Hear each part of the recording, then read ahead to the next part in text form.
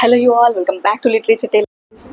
Today, we will know about a poet who is considered to be one of the greatest English poets of Romantic movement. He is known for his revolutionary ideas. He is known for his lyrical poems. It is P.B. Shelley. Yes, that is Percy Bysshe Shelley. We'll know about him, his personal life, his career, and how he died and what all he achieved. Okay. First of all, P.B. Shelley was born in the year 1792 in Field Place, Sussex, England. Okay, he was born to Timothy Shelley. His father was member of the parliament. His mother, Elizabeth Shelley, was a wealthy, a daughter of a wealthy landowner. So you can say that he was born into a very well aristocratic family. Okay. Shelley had five younger siblings. Timothy Shelley and Elizabeth Shelley had together six children. P.B. Shelley was the eldest. Okay. The other children were Mary, Margaret, John Shelley. There's Helen Shelley. I think I'm forgetting one name. I forgot one name. Okay. On the screen, you can see them in the sequence. They are his siblings. Okay. Right from his childhood, P.B. Shelley was very much enthusiastic to learn literature, science, and philosophy. So, in the year 1802 to 1804, he joined Sion House Academy, where he studied Latin, Greek, philosophy, and science. After that, after 1804, he joined in Eton College in London, which is a very famous college for 13 to 18 year schoolboys. There also he studied Latin, Greek, and the philosophy, the science, the history. Uh, yeah, till 1810 he studied there. Also in Eton College, B.B. Shelley was bullied because he was different from other kids. He had different ideologies. He believed in different, he believed that everybody should have the freedom of thought, and that is why he was bullied by other kids, and he did not care it. That was also the time he started writing his Gothic novels and poetry. In the year 1810, P.B. Shelley joined University of Oxford. There he studied Greek and Roman classics, history, religion, politics. Also, there he met his fellow student Thomas Jefferson Hogg. Both of them had similar ideologies. They both together, studied and learned the works of Enlightenment writers such as John Locke, David Hume, and Voltaire. They got inspired from them, and because P.B. Shelley's ideology was that people should have freedom of thought and they should not believe anything, just like that, if they don't have any strong evidence for it. So he also felt that religion should not be pushed on to people, because if you have the strong evidence of God, only then people should believe in religion. He was not a complete atheist, but he felt that things should have evidence. So in the year 1811, together, that is P.B. Shelley and Thomas Jefferson Hogg, they together published a pamphlet which was few pages long. It is The Necessity of Atheism. The Necessity of Atheism is about a person should not genuinely believe something unless and until they have a proof for it, the evidence for it. It was all about that, the necessity of atheism. So slowly it reached the authorities of the Oxford. They called both of them, the Shelley and the Hogg. They asked them, did you write this pamphlet? Like, both of them, they neither agreed or not denied. They just stood there like that. So the authorities understood that it is definitely both of them, because they already knew Shelley's ideologies. So they expelled both of them from Oxford University in the year 1811. Okay. After expelling, his father, Shelley's father, Timothy, urged Shelley, P.B. Shelley, to apologize to the authorities so that he could get back into the university. But P.B. Shelley was stubborn and he did not want to compromise on his principles. So that's when his university career got, it's ended. But it was the beginning of his literary career. He started writing poetry. He could give his complete time to the writing. So this is till 1811. He got expelled from Oxford University, and it was the beginning of his literary career. Okay, now soon after leaving Oxford, in 1811 he became close to a schoolgirl, Harriet Westbrook, who was 16 years old by then, and the P.B. Shelley was 18 years old. They fell in love. Harriet had some problems with the family. Also, she did not like school. She felt that P.B. Shelley will take her out of it, will help her. So they got married in Edinburgh, Scotland in 1812. They eloped to Edinburgh, Scotland, and they got married in 1812. They had two children, Ianthe Shelley, she was born in the year 1813, and Charles Percy Shelley was born in the year 1814. Okay, this is still 1811 actually. In 1811 they got married. They had children later in 1813 and 1814. In the year 1812, P.B. Shelley met William Godwin. So William Godwin is a philosopher. He wrote a book, An Inquiry Concerning Political Justice, which P.B. Shelley liked a lot. He also admired William Godwin a lot. So P.B. Shelley met William in London. They became friends. Also, P.B. Shelley became one of the disciples of William Godwin. So the friendship grew. Godwin invited him to his home. Okay, before that, William Godwin is the husband of Mary Wollstonecraft, the one who wrote Vindication of the Rights of Women. So he admired both of them, like William Godwin as well as Mary Wollstonecraft. Okay, but Mary Wollstonecraft was not there at that time. She already died when Shelley was approximately 5 years old. So there's no chance that he met her. Okay. When William Godwin invited P.B. Shelley to his home, there he met Mary Godwin. Mary Godwin is later Mary Shelley, the famous writer who wrote Frankenstein. Okay, they quickly fell in love. But it was also the time when he was legally married to Harriet Westbrook. They did not get divorced or separated. He was legally married to her, but here he fell in love with Mary. They both used to meet at Mary Wollstonecraft's grave. There they used to discuss literature or philosophy. They used to spend their time. Slowly, what happened is in the year 1814, it was also the time when Harriet was pregnant with her second child. Okay, in the year 1814, Mary, P.B. Shelley, and there's one stepsister. There's a stepsister of Mary, Claire Claremont. Three of them went to explore France, Germany, and Switzerland. They went to the places. Here back in England, it was the bond between P.B. Shelley and Harriet Westbrook already was getting broken. So in the year in 1816, that is in December, Harriet Westbrook, before that they got separated. They did not get divorced in their life because divorce was expensive during that time. So they decided to get separated due to various reasons. It could be because he was cheating on her. So reasons could be that they got separated. Harriet Westbrook, she drowned by committing suicide in Serpentine Lake in London. So it was in December 1816, and in the same month, that is on 30th December 1816, P.B. Shelley and Mary Godwin, they both got married in 1816. After that, they asked for the custody of their children, Ianthe Shelley and his son, I forgot the name, his son, but the custody was not given to both of them because of the ideologies that he had or the way he cheated on Harriet. There were different reasons, but they were given to foster guardians. Okay, that's another story. Now together, Mary Shelley and P.B. Shelley, together they had 4 children, out of whom only one survived to adulthood. He had a daughter, Everina Shelley, Clara Everina Shelley. She died at the age of 13, not even age, at the age of 13 years. I think you can see it on the screen, the exact reasons and the causes. Next, they had a son, William Wilmot Shelley. He also died due to some reasons. Third, they had another daughter, Clara Everina Shelley, the same name because they lost her first daughter. This was her second daughter. She also died, and then later, finally, they gave birth to Percy Florence Shelley. He was the only one who survived to adulthood. He lived up to 70 years. So this is his personal life, most of the personal life.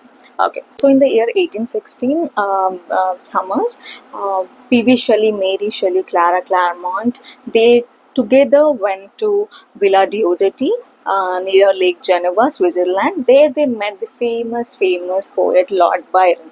Also, there was a physician of Lord Byron. His name was John Pilodori or Pilodoti, something. Okay, they all were chilling. They all were having fun time during summers. That time, Lord Byron challenged everybody to write a ghost story.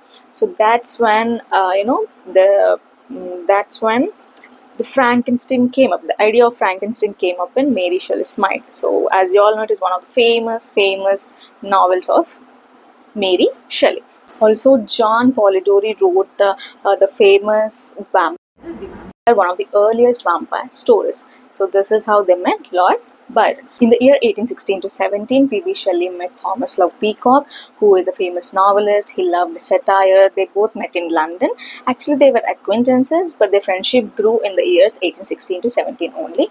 So there's this famous essay, A Defense of Poetry, which is a famous one. It was written in response to Thomas Love Peacock because he wrote the 4 Ages of Poetry, where he criticized the poetry, and P.B. Shelley did not like it. So P.B. Shelley started, P.B. Shelley wrote that A Defense of Poetry in response to Thomas Love Peacock's The 4 Ages of Poetry. They used to always debate on literature because they had different perspectives. So in the year 1816 to 17, P.B. Shelley met Leigh Hunt. Leigh Hunt was a critic and essayist, so they were close friends.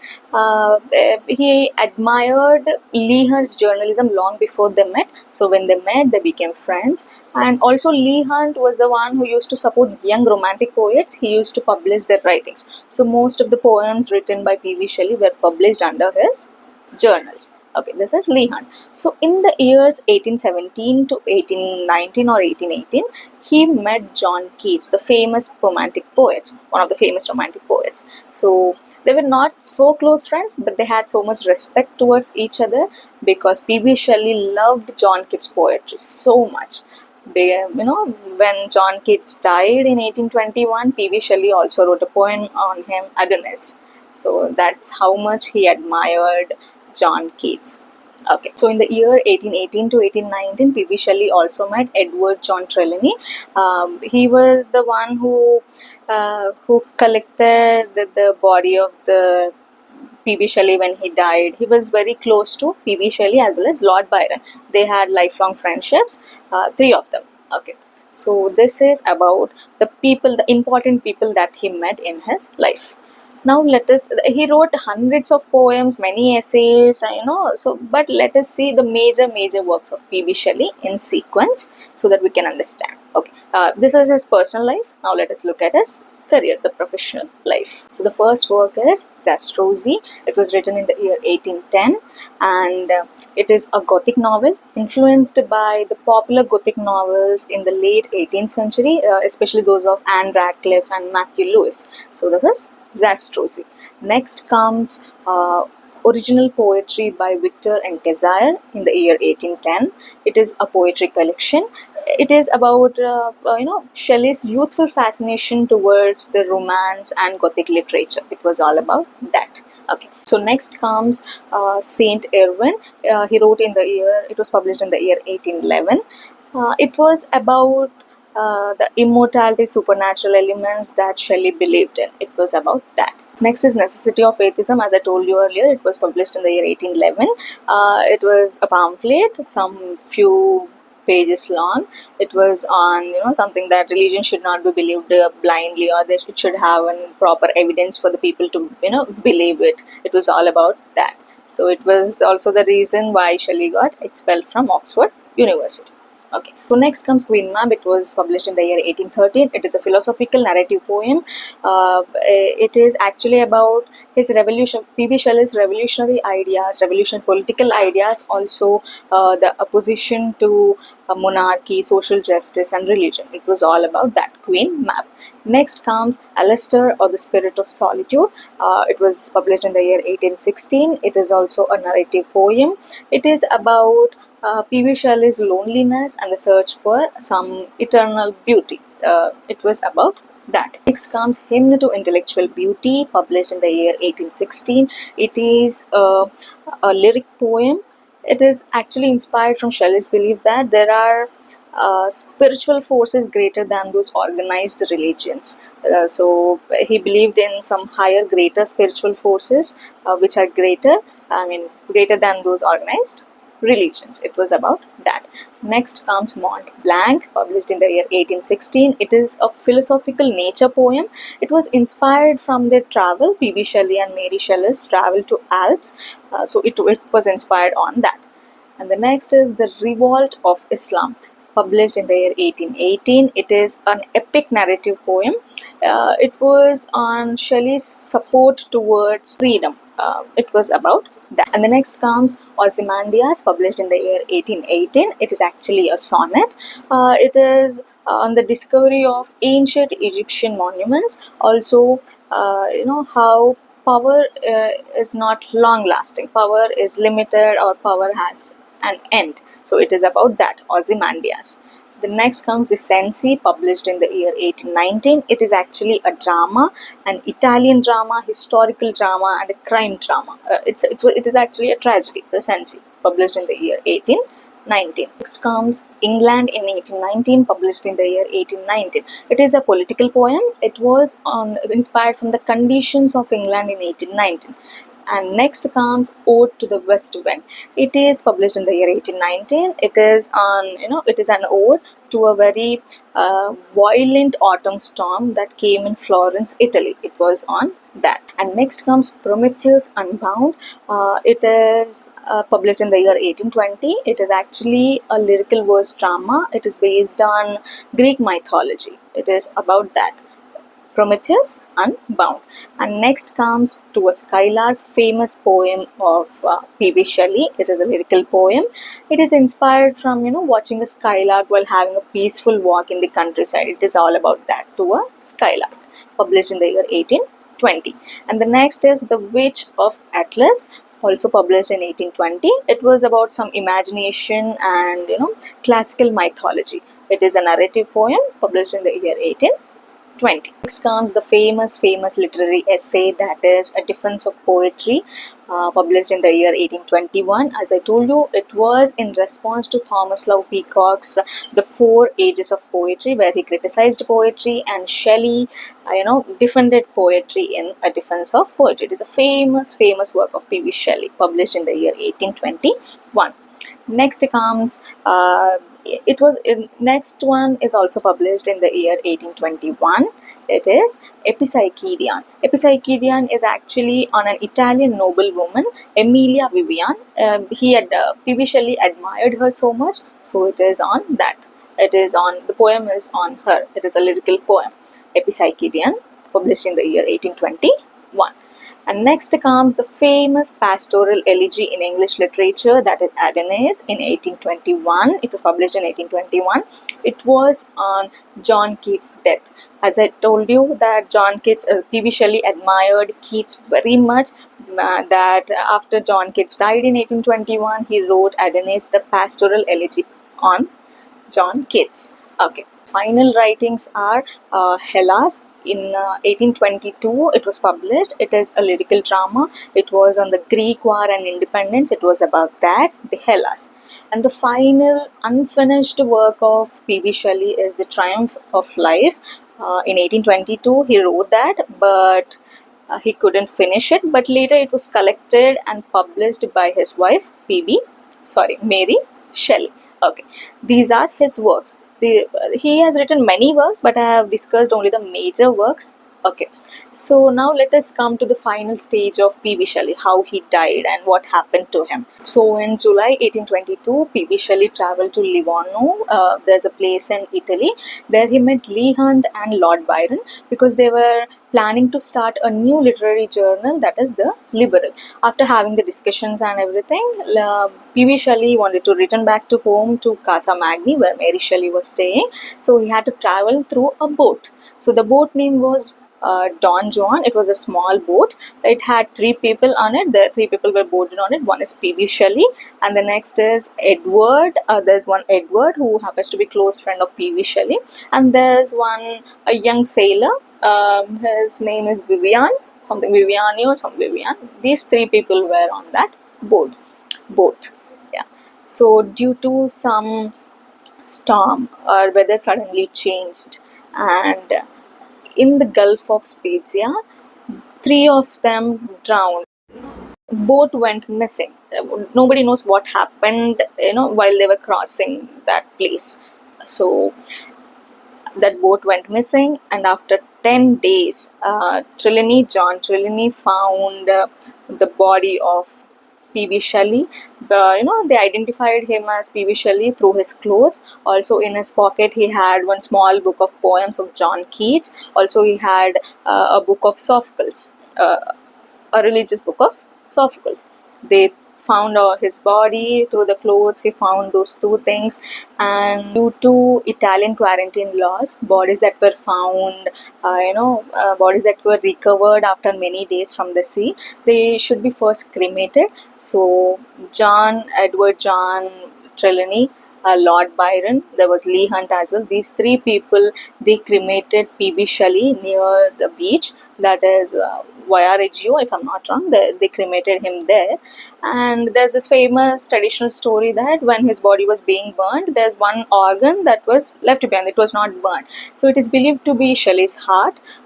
Trelawney, he took that part and he gave it to Mary Shelley to keep it with her, which she kept it for the 29 years, for the rest 29 years of her life.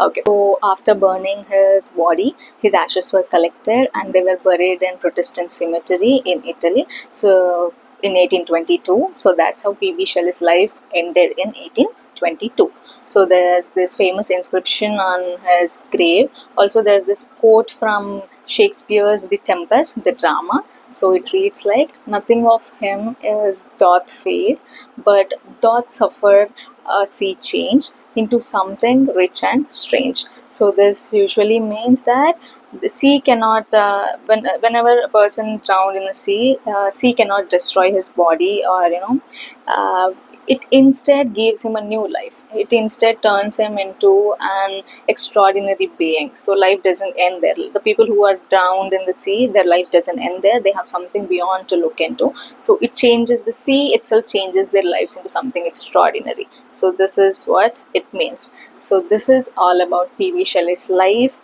his personal life, his career, how he died, who are the people he met in his life. And okay, what is your personal opinion on P.B. Shelley? How much do you like him? Which work of P.B. Shelley you like? Or anything about him, you can comment down in the comment section. I will read them. And do watch, I hope you like the video. Do watch it completely. It is so informative. And take down the notes. It will be helpful for the net and set as well. So keep coming back to my videos, keep watching them and supporting me. Please do like, share and subscribe to Literature Tale Explorations. See you all in the next video. Bye bye.